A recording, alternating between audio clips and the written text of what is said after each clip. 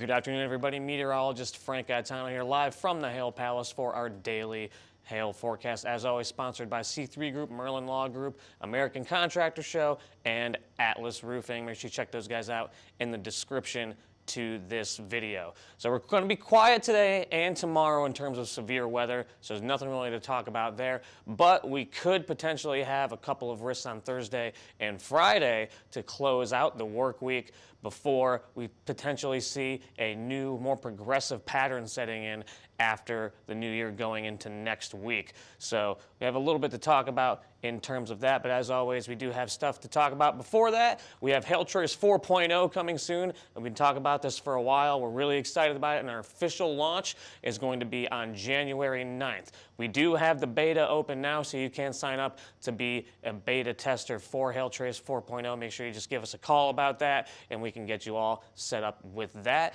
And then also, we are running a year-end deal. You got 2 days left on this. It ends on the 29th.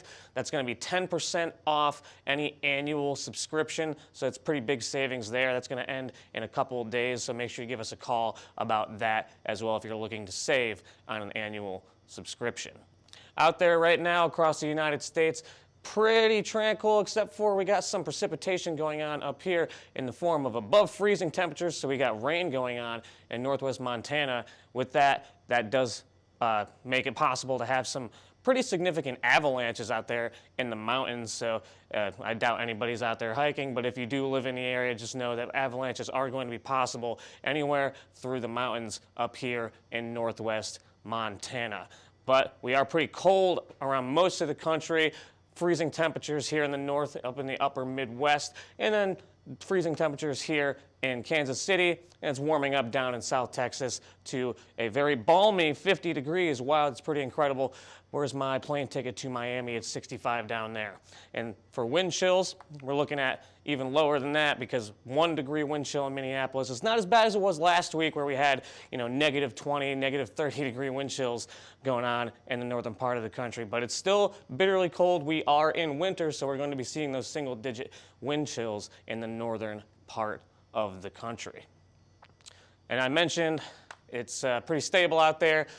This graphic isn't broken, it's just very dry across most of the country. Nothing to talk about in terms of moisture right now. But we are going to see that moisture increase going into the middle part of the week. So this is what we're looking at right now. We're going to push this forward into Wednesday and Thursday, and we do see that moisture return coming in to eastern and southeastern Texas, and then into the southern, the deep south. So this is going to be providing available energy for possible storms on Thursday, and then we do see that moisture moving eastward throughout the rest of the week. We're going into Friday here. The higher moisture values hugging the coast here along the Gulf Coast, and it's going to continue as we go into the end of the week into Sunday, so we do still have some moisture here along the southeast and the mid-Atlantic states. The mid-level dynamics may not be conducive for severe weather in these exact areas, even though there will be energy. So not really, we don't really have the full picture towards the very end of the week right now in terms of severe weather, but Thursday looks pretty good, and potentially on Friday as well. Here's the energy I was talking about. We do see a spike up here Thursday afternoon, and then those energies are going to go down, and then we're going to see a spike up again on Friday here in Louisiana, and then work its way towards the east. So that moisture is going to be providing energy, but like I said, the dynamics in the mid-levels may not be conducive on Saturday, so we'll have to wait and see if that can improve going into the weekend, and we do see that moisture continuing to provide that available energy going into the weekend. And then here's that progressive pattern I was talking about. So this is what you don't want to see for severe weather, is troughing in the east and a ridge out west here. That's not going to be good for severe weather, but things are looking to change as we move into the middle part of the week here. We do see this trough developing out west, and it's going to dig south and eastward going into Thursday. So this is 3 a.m. on Thursday, and then going into, again, Thursday here into Friday, we see that trough digging and pushing. That's going to be the triggering of our severe weather, is just out ahead of this trough. But we do see going into the weekend that it kind of kicks off and goes a little bit further north and east. So we may see the dynamics be more focused up in this area instead of down right along the coast where we have all that energy. So that may be a limiting factor for severe weather for Saturday and Sunday, but we do have potential for Thursday and Friday, and this is what it's going to look. This is a pretty low resolution run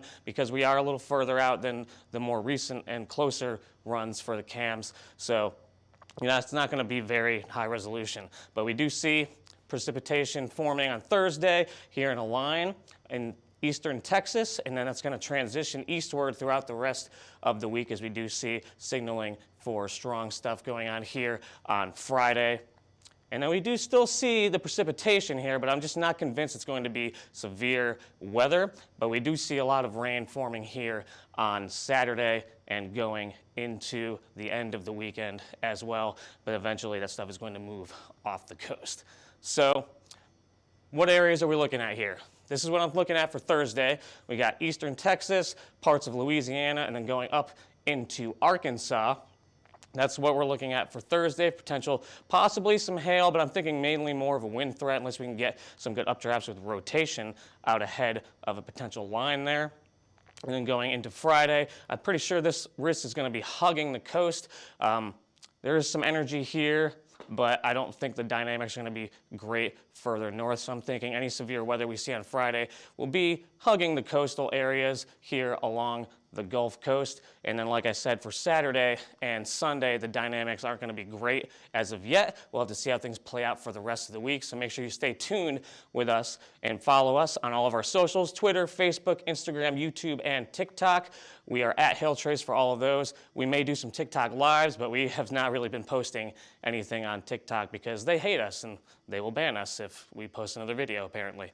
If you want to contact us here, you can call us at 855-334-4245. Email us at info@hailtrace.com, or you can go straight to our website, www.hailtrace.com, for more info about who we are and what we can do for you. And remember, you got 2 days left for that end of year deal. It's 10% off our annual subscription, so make sure you give us a call about that and we can get you signed up. But for now, I'm meteorologist Frank Gaetano. Have a great rest of your Tuesday.